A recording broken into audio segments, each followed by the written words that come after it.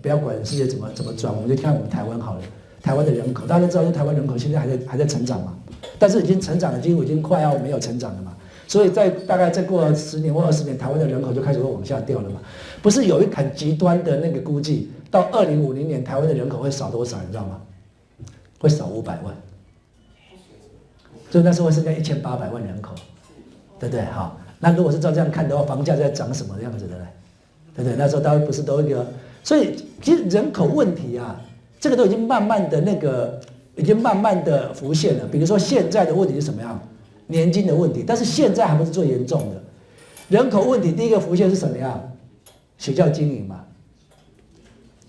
我不知道大家对那种人，对我们的那个对整个人口，我们那个年代啊，一年大概40万个 baby 啊，一年40万个 baby。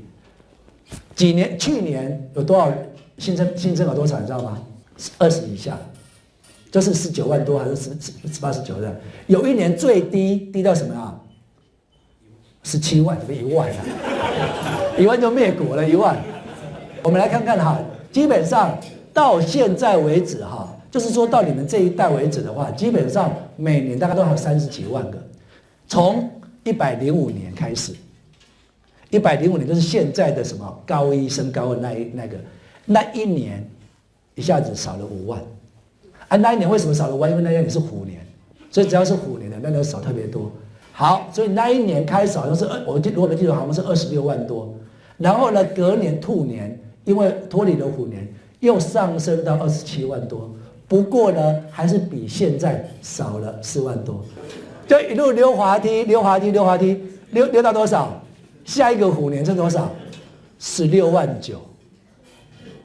然后那一年经过这样子之后，国家开始觉得这是一个国安政策，开始鼓吹要多生，对不对？所以说到达前年是龙年，又回到20万，但是呢，去年是蛇年，又降了，又掉到那个不到20万了啊。然后接下来如果依照这样讲，应该都是在18、19、20这边徘徊。哎，你想想看，第一个问题就是怎么样？就是学校经营嘛。那学校经营之后，就是这些人进了职场，刚才讲的什么年金的支持跟整个生产力的那这事情就很大了。所以未来的远景，如果以人口这方面讲的话，是很悲观的。这边就讲说怎么样，基本上整个台湾的什么那个这个不能用 real scale 了哈，这个是你要相对来看，就是说相对胖瘦。你看这个是2008年跟2020年，你看整个台湾有没有？基本上是什么？这个大区块是往上提的，代表什么？代表我们有一大群人口，这群人口它都是什么？逐渐老化，而不是下面是如果是三角形的是怎么样？代表年轻人越多啊。基本上三角形都在什么时候？大部分都是在什么战后婴儿潮的时候，刚刚好的大家拼命生，所以三角形代表是吧？年轻人比较多。但是你发现说不是啊，台湾是怎么样？这一块往上升啊，那如果再过后一点，这块又升上来，都会变成什么倒三角的，像日本，有没有？就有一点点倒三角的感觉了。那代表什么？老龄化非常严重。你看美国就好像非常的好，对不对？有没有？它好像基本上你看这个平均，这个基本上它也没有什么三角形，但是就是说蛮平均的，没有说有2个区块特别大，这就是。它这个国家，它除了什么样自然的生产之外，它还可以招收很多移民。那这种比较新兴的国家，怎么样都是怎么样，下面很大，代表正在发展，生活刚过得开始过得好，所以大量生产小孩子。小孩子是生产的，没有错。OK 好，大量生小孩子，所以这种国家是怎么样？会开始看到希望。但是呢，这种国家如果说没有持续这样子，但是你又不能一直带下去啊，带下去国家也是有一定容量啊。所以你还是要做调控啊，但是调控的话，你不要调控到最后像日本这样子啊，最好就是怎么样维持一定的比例，这是最好的。所以台湾现在那这边是中国，你看也是一样，基本上他们也是有一胎化政策，所以基本上已经也开始有那种某些地方特别多啊，某些地方特别小，所以他们现在已经开始有开放了嘛，好像是那种如果你爸妈好像都是一胎的，你就可以生2个了。他们不是那种，然后不然的话，你要生小孩就拿钱来换嘛。哎呀，而且好像缴蛮多嘛，好像张艺谋就被人家讲说他多生了几个，不是也缴了好几百万嘛，对不对？就是说你有钱人你就拿钱来买小孩子的额度嘛。啊，不然的话你就一胎啊，或者是说你爸妈两个都一胎的，你也可以生2胎这样子。所以这个人口哈，基本上是一个怎么样？从这个人口结构，你看看一个国家它的什么一个发展，是不是可以是不是可以什么永续经营啊？这样子。好，这边看一下，就跟很清楚看得出来。你看工作人口，我们的定义工作人口是什么？从15岁到65岁就在工作人口，有没有？以前2010年工作人口这么多，你到2050年，你看工作人口变成只剩下这样子而已。所以看台湾，台湾的人口已经是一个问题。但台湾的人口现在不是人口变多，是人口老化、人口老化的问题，甚至以后未来会遇到人口减少的问题。那我们看台湾的那个什么能源呢？基本上你可以看得出来，台湾的能源都是什么样？这是什么？那个煤矿、石油、天然气这3个。你会发现说，台湾反而天然气那个什么，这个是 LNG， 就是什么液化天然气啊，天然气。所以我们常常在讲说，那个美国油页岩这么便宜，现在美国油页岩气很便宜啊，但为什么台湾没有受惠？因为我们跟美国那么好，我们也可以跟美国签个约，因为美国油页岩气基本上现在已经便宜到有时候都用不完。日本已经跟他签约，未来要进口，那韩国也跟他签约了，那台湾还没签约，但是基本上这种东西哈，就算签了约，也不可能让我们的能源价格降低很多。为什么呢？天然气的运费最贵，你不可能运那个天然气，你要运什么？液化的。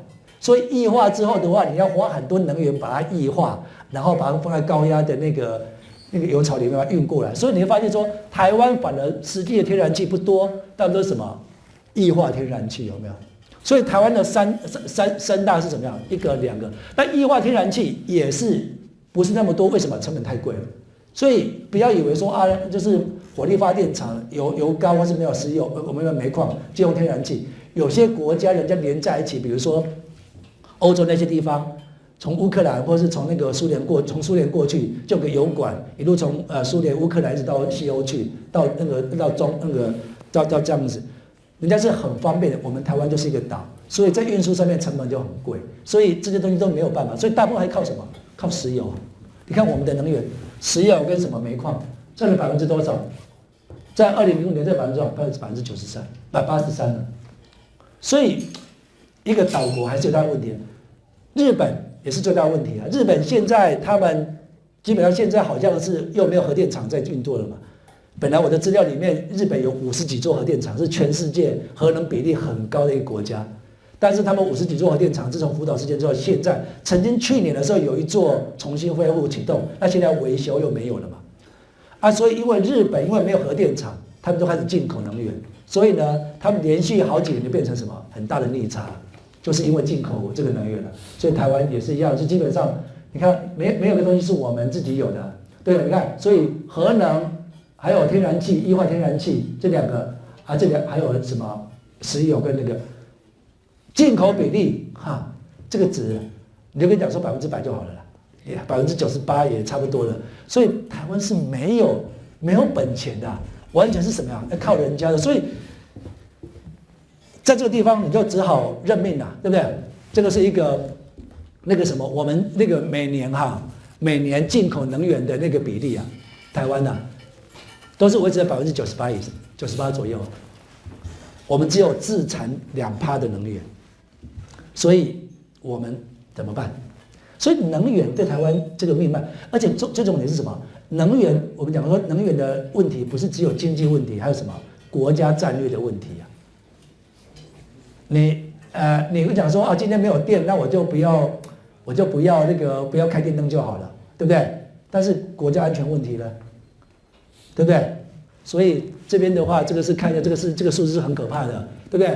所以而且你可以看到，这是一个比较最新的，我那个2009年的石油还是这几个石油、煤炭，这个天然气就是大部分都是什么液化天然气，不是就不是那个自然的天然气、气体天然气、核能这几个，再生能源0.4%，对，再生能源0.4%，所以台湾能源自主。我是觉得是不可能，但是我们讲说能源可以有绿色能源，还有一段很长的路要走。然后这个是台湾那个什么每年进口的，我们就最近的一个2007年还是一样。你看，有没有看到？